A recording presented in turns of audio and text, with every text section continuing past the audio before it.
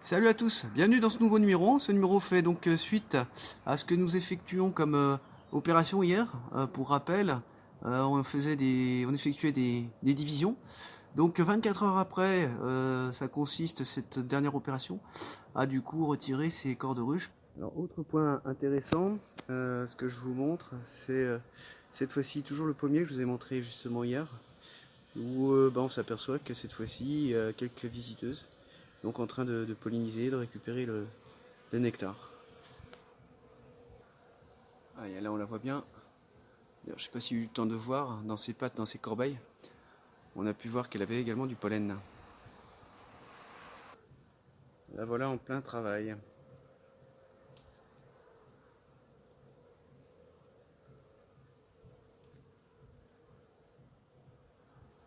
Alors pour rappel, elle récupère le pollen. Et parfois elle fait un vol sur place où on a l'impression qu'elle tricote avec sa boule de pollen. En fait sa pelote. Pour pouvoir, j'irais en faire une boule plus ou moins compacte. Et l'accrocher sur sa corbeille. Donc la corbeille, c'est les trois paires de pattes, hein, c'est les deux pattes postérieures, où il y a cette fameuse corbeille pour transporter le pollen. Comme je l'ai expliqué à plusieurs reprises, il s'agit d'hyménoptères. La dernière fois, j'ai dit une petite bêtise. J'ai précisé qu'il y avait 4 paires d'ailes, mais en fait, c'est 2 paires d'ailes. Elles ont 4 ailes.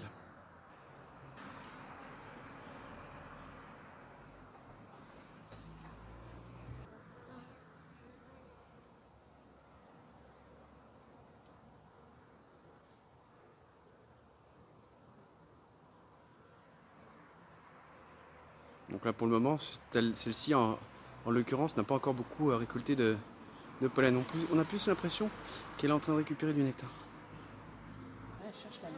Donc, nous y voilà pour cette suite de division. Là, on est sur une ruche donc, où il y a les deux corps, l'un sur l'autre, et ensuite 3 niveaux de hausse. En partant du haut, 1, 2, 3. Le corps qu'on va retirer, donc la fameuse ruchette, et le corps. Donc là, ce qu'on fait, on enfume, bien entendu, comme d'hab. Puis d'ailleurs, c'est pas plus mal, parce que ça permet également de faire remonter un petit peu les abeilles, les ouvrières. Ce qui nous intéresse le plus aujourd'hui, c'est de faire remonter quelques nourricières pour qu'il y en ait suffisamment dans la ruchette qu'on est en train de créer. Donc, aïe, on a retiré les 3 hausses.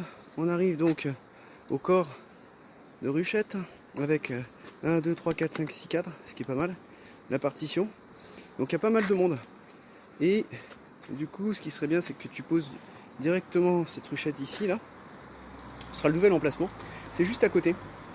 Alors, ce qui risque de se passer, c'est que bon, on est à moins de 2 km. Donc, effectivement, les abeilles ont un risque de retourner sur leur ruche principale qui est celle-ci. À la seule chose près, c'est qu'on a des nourricières donc, qui ne sont encore jamais sorties de cette ruche-là. Et avant de devenir butineuses, elles sont d'abord nourricières, et une fois qu'elles sont butineuses, effectivement, elles vont aller à l'extérieur. Donc toutes les butineuses qui sont censées se trouver dans cette ruchette-là vont certainement revenir sur cet emplacement-là.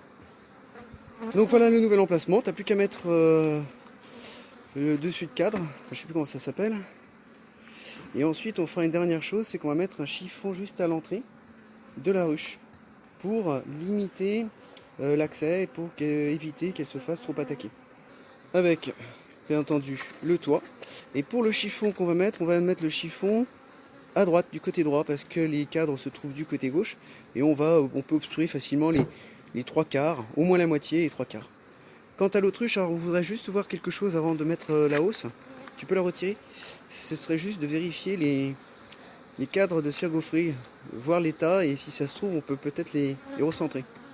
Donc voici la grille à rennes qui a été retirée. Bien entendu, on fait attention de ne pas récupérer la reine, ce pourquoi on secoue la grille à rennes, pour pas qu'elle se retrouve dans les housses, par exemple, ou à terre. Alors, celui que tu dois vérifier, c'est celui qui est à ta gauche. C'est celui-là qu'on a rajouté hier, tu vois, le 2020 exactement, comme tu le précises si bien, Madame l'ouvrière. C'est bon, hein. Et je crois qu'il est pas mal... il a pas mal été bâti, j'ai l'impression, à vue de nez d'ici. Et vous allez voir en combien de temps elles ont pu le bâtir, en moins de 24 heures. Parce que j'ai pas respecté tout à fait le délai de 24 heures. Alors tu vois, ce cadre-là, on peut directement le mettre en plein centre. Tu peux juste... Alors ils ont déjà mis du miel dedans. On voit pas forcément des œufs. Tu peux le retourner pour juste voir de l'autre côté. Bah magnifique, hein, t'as vu ça? À quelle vitesse elles l'ont... Ouais, c'est super rapide. Hein. Donc ce qu'on peut faire, c'est le mettre directement au centre. Et là, ça va faire, comme je dis bien, un super terrain de ponte pour notre reine. Donc attends, je vais peut-être t'aider pour faire la manip.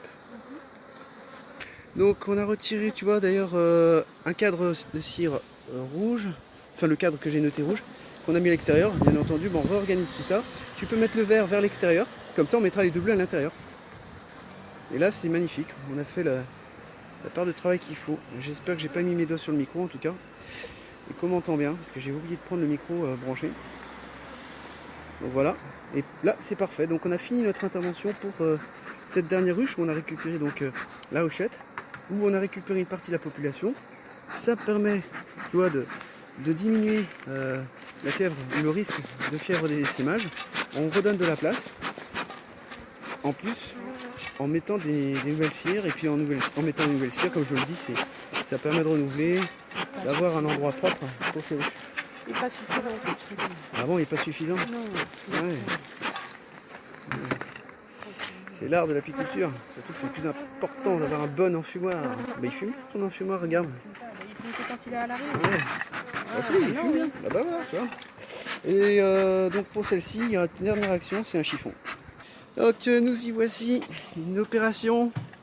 Donc le chiffon on le met dans la ruchette, hein, non pas dans le corps de ruche. Hein, parce qu'elles, elles ont besoin d'être protégées. Hop, avec un lève-4, c'est très très bien. Alors ce que j'ai pas précisé aussi, on peut très bien leur donner un petit peu de nourrissement. Bon, j'ai mis pas mal de stock. En ce moment la période est plutôt favorable. Je sais pas si c'est vraiment nécessaire. Parce que bon, c'est vrai que dans la théorie ce serait bien. Tu peux mettre encore un peu plus, hein, tu peux encore construire beaucoup plus. Dans la théorie ce serait bien, mais bon, comme je dis, hein, moi j'aime bien que les abeilles se débrouillent d'elles-mêmes. Après bon, s'il faut les stimuler, les aider. Chacun fait un peu, enfin voit midi à sa porte. Sinon, pour la suite des événements sur cette ruche là, maintenant on va la laisser plus que tranquille. Sauf peut-être regarder ici quelques jours pour voir s'il y a des cellules royales. Et s'il y en a beaucoup trop, c'est peut-être d'en retirer quelques-unes. Alors pourquoi en retirer? Tout simplement pour pouvoir limiter l'activité qu'elles ont à faire, parce que ça demande quand même pas mal d'activité et de ressources pour pouvoir créer des cellules royales. Donc là on va pouvoir s'attaquer à la deuxième et dernière ruchette. Donc le deuxième essaim, comme vous le constatez là, il y a un corps sur l'autre et pour celle-ci par contre il n'y a que deux os.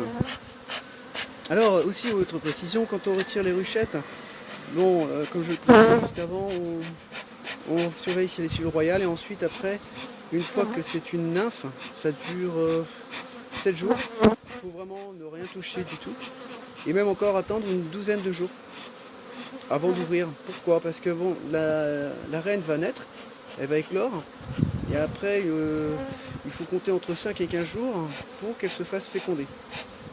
Et là encore, c'est un point hyper important parce que avant les 5 jours suite à sa naissance, elle n'est pas capable d'être fécondée.